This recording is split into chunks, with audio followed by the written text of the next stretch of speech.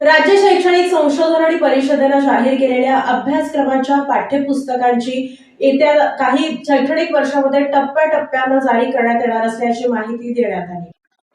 राज्य शैक्षणिक संशोधन आणि प्रशिक्षण परिषदेने जाहीर केलेल्या अभ्यासक्रमाच्या आराखड्यानुसारची पाठ्यपुस्तके येत्या शैक्षणिक वर्षापासून टप्प्याटप्प्याने लागू करण्यात येतील। या पार्श्वभूमीवर त्यांची रचना आणि आराखड्यातील आक्षेप याविषयी राष्ट्रीय शैक्षणिक धोरणानुसार शैक्षणिक रचना 5+3+3+4 अशी करण्यात आली आहे। म्हणजेच पूर्व प्राथमिक शिक्षणाची 3 वर्षे आणि इयत्ता पहिली दुसरी अशी 5 वर्षे पायाभूत म्हणून गणण्यात आली आहेत। त्यांचा आराखडा शासनाने काही महिन्यांपूर्वी जाहीर केला। त्यातील पूर्व प्राथमिक टप्प्यासाठी आकार हा बालशिक्षण अभ्यासक्रम तयार करून लागू करण्यात आला आहे।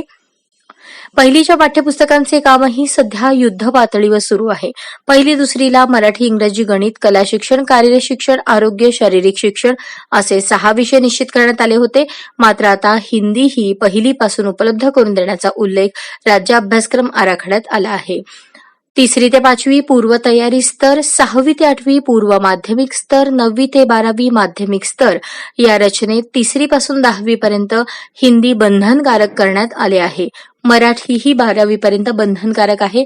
3री ते 5वी मराठी किंवा माध्यम भाषा, इंग्रजी, हिंदी, अन्य इंग्रजी, मराठी वगळून अन्य माध्यमांच्या शाळांसाठी मराठी या भाषा, गणित, विज्ञान, समाजशास्त्र, कार्यशिक्षण, कला शिक्षण, शारीरिक शिक्षण असे 9 विषय असतील आणि कप बुलबुल हा उपक्रम बंधनकारक असेल। 6वी ते 8वी साठी 9 विषय आणि स्काउट गाईड हा उपक्रम असेल। मात्र हिंदी भाषाऐवजी संस्कृत किंवा परदेशी आणि देशी भाषांमधील कोणत्याही 2 भाषा संयुक्तपणे निवडता येतील। तसेच कार्यशिक्षणाऐवजी व्यावसायिक शिक्षण हा विशेष असेल। 9वी-10वी साठी विद्यार्थ्यांना 15 विषय आहेत। मराठी, इंग्रजी या 2 भाषा बंधनकारक, 3री भाषा म्हणून हिंदी, संस्कृत, इतर देशी किंवा परदेशी भाषा संयुक्तपणे निवडण्यात येतील। गणित, विज्ञान, सामाजिक शास्त्रातील इतिहास, भूगोल, नागरिकशास्त्र, अर्थशास्त्र हे विषय आहेत। त्यात जोडीला नव्याने व्यवसाय शिक्षण, आंतरविद्या शाखा विषय बंधनकारक असतील।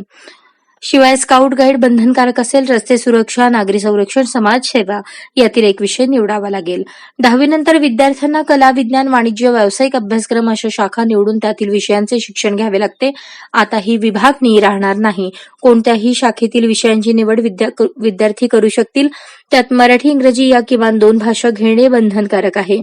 त्याशिवाय 3ऱ्या भाषेचा पर्याय निवडता येईल। त्यात देशी, परदेशी भाषा किंवा प्रगत इंग्रजीचा समावेश असेल। पर्यावरण आणि शारीरिक शिक्षण हे विषय बंधनकारक असतील। याशिवाय इतर विषयांची 3 गटात विभागणी करण्यात आली आहे। पहिल्या गटात कला शिक्षण, शारीरिक शिक्षण, व्यवसाय शिक्षण यातील विषय आहेत।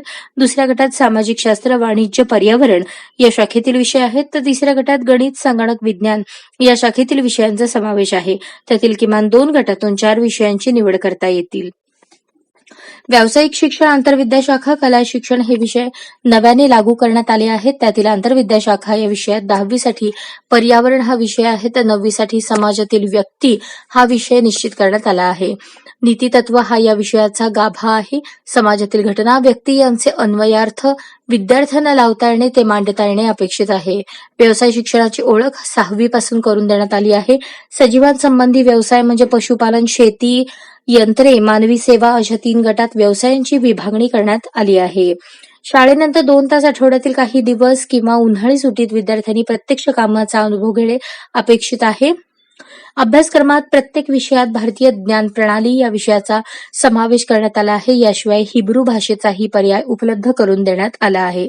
अनेक विषय नव्याने लागू करताना मुख्य विषयांच्या अध्यापनासाठी कमी वेळ देण्यात आला आहे। मुख्य विषयांच्या तासिका कमी करण्यात आल्या आहेत।